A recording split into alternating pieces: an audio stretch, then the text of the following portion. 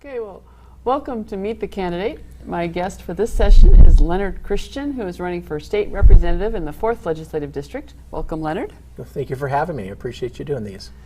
Well, this is an opportunity to just get acquainted about your background and what has shaped what your life experience has been. And starting with, where did you grow up and go to school? Wow. I grew up basically all over America. My mom is still to this day, everything is greener on the other side of the hill. So we've been all over from Florida, Wisconsin, California, you name it. But for the most part, I grew up in Missoula, Montana, and then we moved to Spokane in about 75. And did most of my years growing up here in 1975. I just missed Expo 74. Exactly, that's why we moved here from Missoula. Expo was just wrapping down. Oh, yeah. Okay. So what was your first work experience and what did you learn from that? Oh wow, my first work experience was pushing a mower, but by the time I was about 12, 13, I started cleaning houses for a rental company here in Spokane. And by the time I was a couple of years into it, I had all of my friends and their parents working for me. So I started early with business cleaning these houses, and I just ended up, they kept calling me and giving me more to clean, so it was weird. Yeah. Okay, well, after you graduated from high school, I think you had entered the Air Force. I did. I got married actually 9 days after graduation of Ferris High School. Still married today. Coming up here in a couple of weeks is 36, 37 years. Wow. Congratulations. I appreciate that. About a week later, I was in the United States Air Force, and so wow. we did 21 years in the Air Force. One of my stations was Sydney, Australia, which was really nice. The sad part is it happened, I was there literally about a month before 9/11. And so that was a change in the whole culture there and of course America. But seeing that from their perspective was quite interesting. And then I came back to America and retired in 2005. That's an interesting experience to be able to live in another culture. What were some highlights of things that you saw there? The strange thing was you had to be able to separate being American from the America, which is weird because you would never think that. But these people loved you as an American, but they hated your country. So they would buy you a beer as they were running down your country, and as long as you could separate that in your mind that they would love you, you had a wonderful time over there. I mean, we went four-wheeling, rappelling, boat racing. I mean, my time over there was insanely awesome. But the whole time they're running down your country.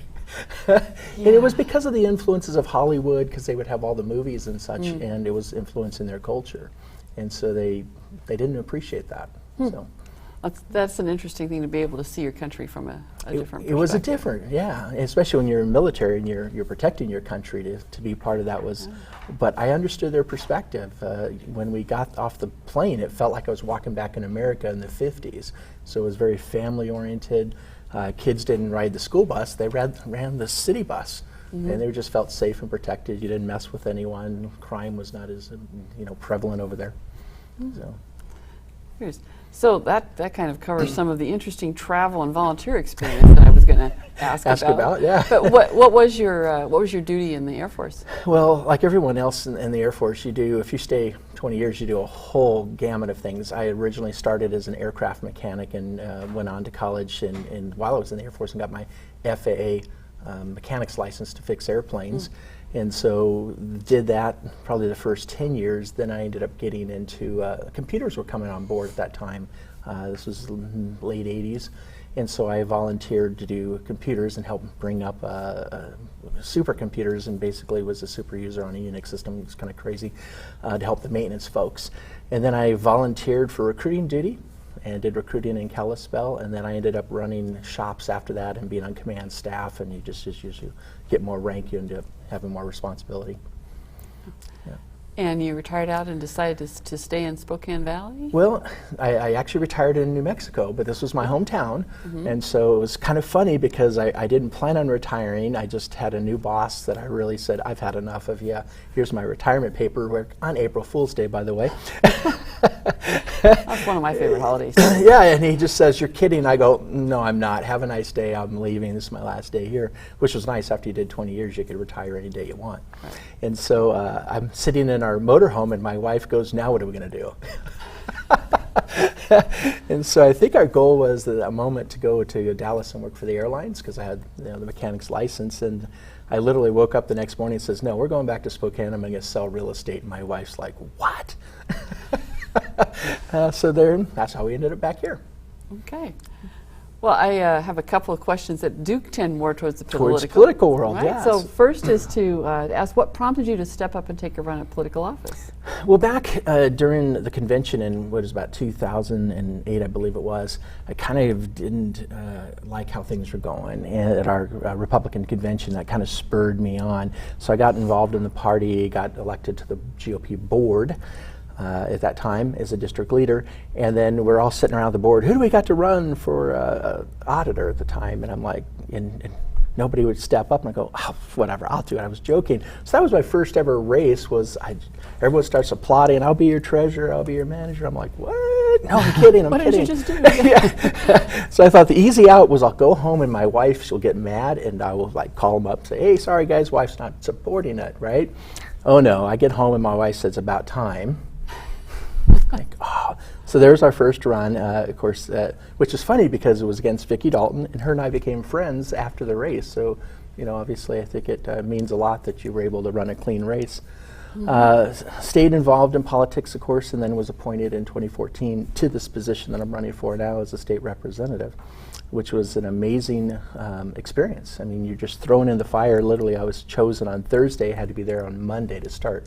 So no planning, no place to stay. Wow, it was, and then I was able to get a bill passed in that short session.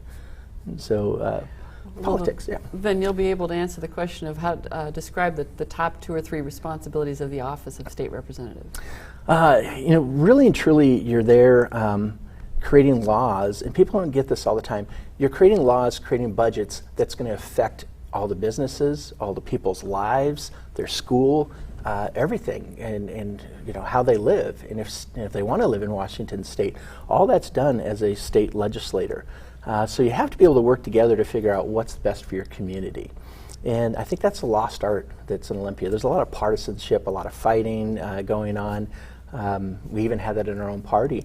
So the top responsibilities is trying to work together to make people's lives better without burdening them with more taxes, and making sure there's honest regulations, not like this new sex ed for kindergartners coming out. I mean, stuff that really affects people's lives. Yeah. Well, the final wrap-up question is, the last minute is yours to tell people why should they vote for Leonard Christian for State Representative for Legislative District 4. Well, thank you for that. And thank you again for having these, Meet the Candidate sessions. And I'm Leonard Christian. I've been there before. I understand it. I personally, at this point, want to go back because I believe Jay Inslee's overstepped his bounds with his opening our community. If you think our businesses can live on 50% capacity, why doesn't he take a 50% pay cut? Start it where it needs to be. If you want to provide leadership, start it where it is. Our business can't survive on it. I'm going there to see what we can get done over there to get our economy back to work, our young folks back in school. All right. Thank you very much for coming in, Leonard. Thank you for this day. All right.